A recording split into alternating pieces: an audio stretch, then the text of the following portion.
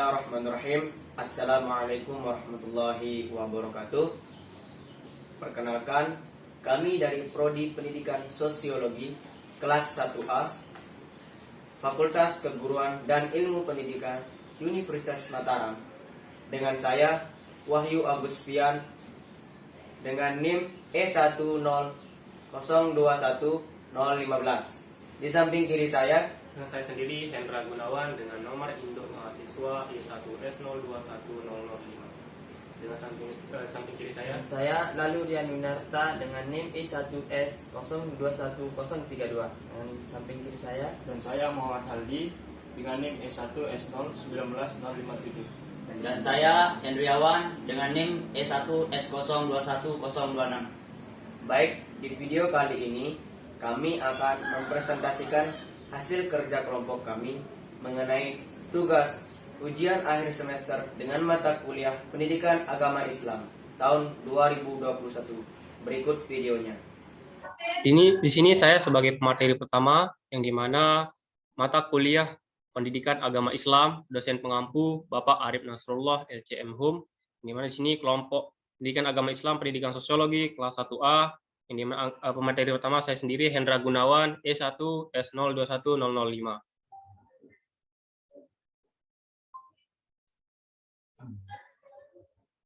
Di sini yang pertama, sebutkan dan jelaskan kaidah-kaidah dasar fikih dan sebutkan 5 contoh implementasi kaidah dasar fikih dalam kehidupan sehari-hari di daerah kalian.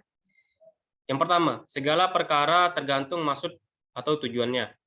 Ini memiliki kaidah makna yaitu segala sesuatu yang berkaitan dengan perbuatan manusia, mulai dari perkataan sampai pada tingkah laku manusia tersebut, semuanya digantungkan kepada niatnya orang yang melakukan perbuatan. Misalnya, jika ada orang yang singgah di rumah tetangganya, lalu orang tersebut mengobrol dengan tetangganya tersebut, maka dia akan mendapatkan pahala ibadah apabila singgahnya di rumah tetangga itu ia niatkan untuk bersilaturahmi. Tetapi jika ia singgah di rumah tetangganya dengan niat untuk menggunjing orang lain, maka ia dan tetangganya akan mendapat dosa. Yang kedua, keyakinan tidak akan bisa dihilangkan oleh keraguan-raguan. Maksud kaidah ini adalah jika telah yakin akan tetap tidaknya sesuatu, maka tidak bisa dihilangkan atau berubah hukumnya dengan sesuatu yang meragukan yang datang kemudian. Keyakinan yang hanya bisa diubah dengan keyakinan pula. Misalnya, apabila seseorang telah yakin bahwa sebuah pakaian terkena najis, akan tetapi dia tidak tahu di bagian mana dari pakaian tersebut yang terkena najis, maka dia harus mencuci pakaian itu seluruhnya. Yang ketiga, keadaan susah menuntut kemudahan. Makna kaidah ini adalah kesulitan, menyebabkan adanya kemudahan. Maksudnya adalah bahwa hukum-hukum yang dalam penerapannya menimbulkan kesulitan dan kesukaran bagi mukallaf subjek umum, maka syariah meringankannya sehingga mukallaf mampu melaksanakannya tanpa kesulitan dan kesukaran. Misalnya seseorang yang sedang dalam keadaan sakit, jika tidak mampu melaksanakan sholat dengan berdiri, maka boleh sholat dengan duduk. Jika tidak mampu dengan duduk, maka sholat dengan berbaring dan cukup berisyarat ketika ruku dan sujud. Yang keempat, kemudaratan harus dihilangkan. Kaidah ini memberikan pengertian bahwa manusia harus dijauhkan dari idrar, tidak menyakiti, baik oleh dirinya maupun orang lain, dan tidak semestinya menimbulkan bahaya menyakiti pada orang lain. Misalnya, seorang suami yang tidak pulang ke rumahnya dalam waktu yang lama sehingga istri dan anak-anaknya tidak pernah dinafkahi dan tidak bisa dihubungi, sehingga tidak diketahui apakah dia sudah meninggal atau bagaimana. Semua ini menimbulkan kemudaratan bagi istri dan anak-anaknya. Maka pemerintah berhak untuk memvonis si suami dianggap sudah meninggalkan istri, bisa menikah lagi, atau dianggap cerai. Yang kelima, adat dijadikan rujukan hukum. Yang dimaksudkan dengan kaidah ini bahwa di suatu keadaan, adat bisa dijadikan pijakan untuk mencetuskan hukum ketika tidak ada dalil dari syar'i. Namun, tidak semua adat bisa dijadikan pijakan hukum. Misalnya, menetapkan hukum mahar dalam perkawinan namun tidak ada kejelasan berapa banyak ketentuan mahar. Maka ketentuan mahar berdasarkan pada kebiasaan. Selanjutnya, saya akan serahkan kepada pemateri kedua.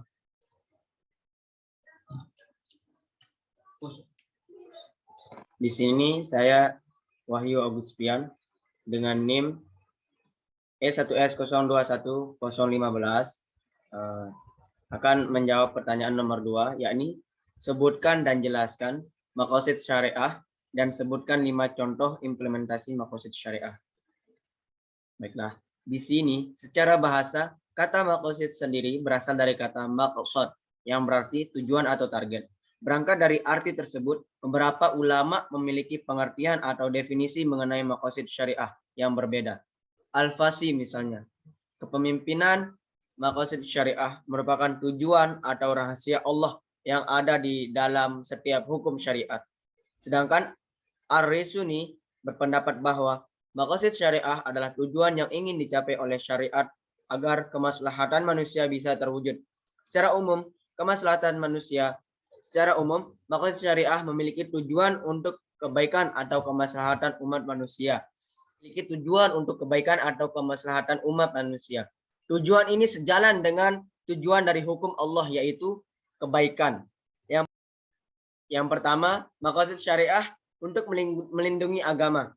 Bentuk maqasid syariah untuk melindungi agama merupakan hak memeluk dan keyakinan seorang boleh memeluk agama yang diyakini bebas dan tanpa gangguan. Contoh penjagaannya adalah dengan melaksanakan sholat dan zakat. Sedangkan dari segi pencegahan dilakukan dengan jihad atau hukuman bagi orang-orang yang murtad. Yang kedua, maqasid syariah untuk melindungi jiwa. Bentuk maqasid syariah untuk melindungi jiwa merupakan landasan dan alasan yang menyatakan bahwa seorang manusia tidak boleh disakiti, dilukai, apalagi dibunuh. Contoh penerapannya adalah dengan makan dan minum. Sedangkan dari segi pencegahan dilakukan dengan cara kisos dan diyat. Yang ketiga, maqasid syariah untuk melindungi pikiran. Bentuk maqasid syariah untuk melindungi pikiran atau akal. Berangkat dari hal ini, maka segala hal yang menyebabkan akal menjadi tidak boleh, termasuk di dalamnya mengkonsumsi narkoba atau minuman keras. Termasuk dalam hal ini juga adalah kebebasan berpendapat secara aman bagi setiap orang. Contoh penerapannya dalam bentuk penjagaan dilakukan dengan makan dan mencari makan. Sedangkan untuk bentuk pencegahan dilakukan dengan hukuman bagi pengkonsumsi narkoba. Yang keempat, ada maqasid syariah untuk melindungi harta. Maqasid syariah untuk melindungi harta menjamin bahwa setiap orang yang berhak memiliki kekayaan harta benda dan merebutnya dari orang lain merupakan hal yang dilarang, baik dalam bentuk pencurian, korupsi, dan lain sebagainya. Contoh penerapan hal ini dilakukan dengan cara melaksanakan jual beli dan mencari rezeki. Bentuk pencegahan dilakukan dengan hukum potong tangan bagi pencuri dan menghindari riba. Yang kelima, ada maqasid syariah untuk keturunan. Maqasid syariah untuk melindungi keturunan membuat zina menjadi terlarang karena dapat memberikan dampak yang negatif, baik secara biologis, psikis, ekonomi, sosial, nasab, hukum, warisan, dan lain sebagainya. Karena itu, penjagaan dilakukan dalam bentuk pernikahan, sedangkan untuk bentuk pencegahan dilakukan dengan hukuman bagi orang yang berzina dan menuduh orang lain berzina tanpa ada bukti.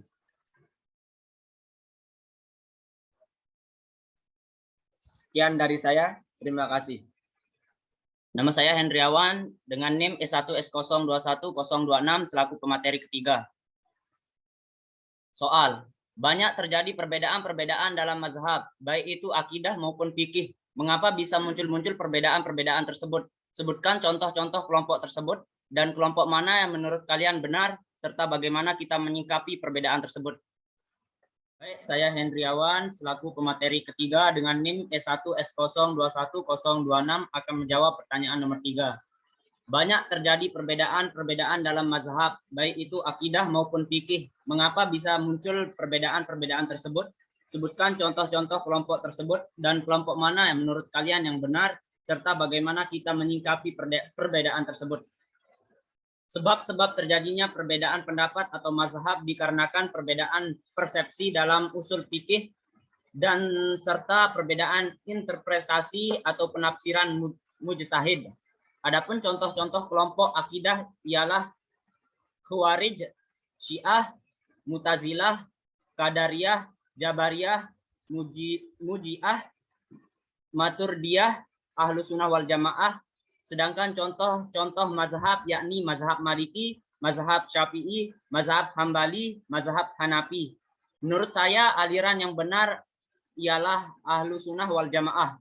Dikarenakan aliran tersebut menjadikan Al-Quran dan hadis sebagai acuan hidup dan tentunya tidak melupakan ulama sebagai pewaris Nabi dalam memberikan arahan dan pandangan yang sesuai dengan ketentuan Al-Quran dan hadis.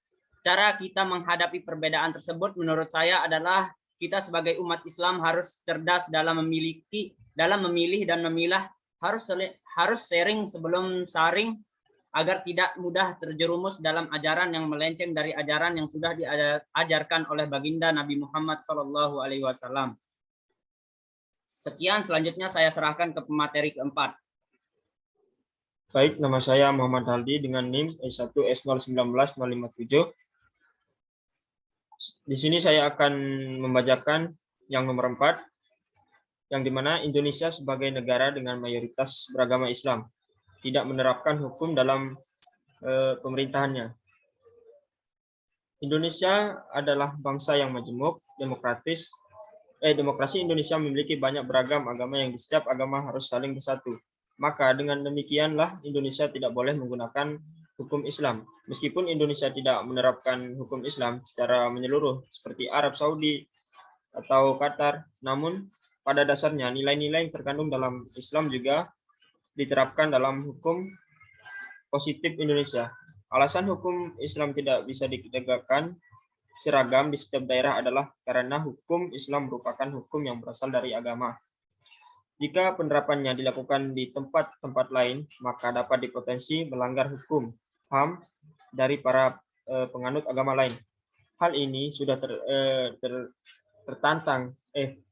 bertentangan dengan hakikat hukum itu sendiri.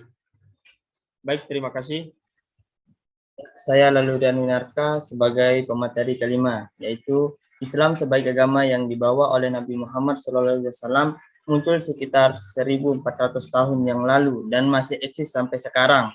Apa yang membuat agama Islam tetap eksis dan bagaimana Islam menghadapi perubahan zaman dan tantangan modernisasi, dan jelaskan.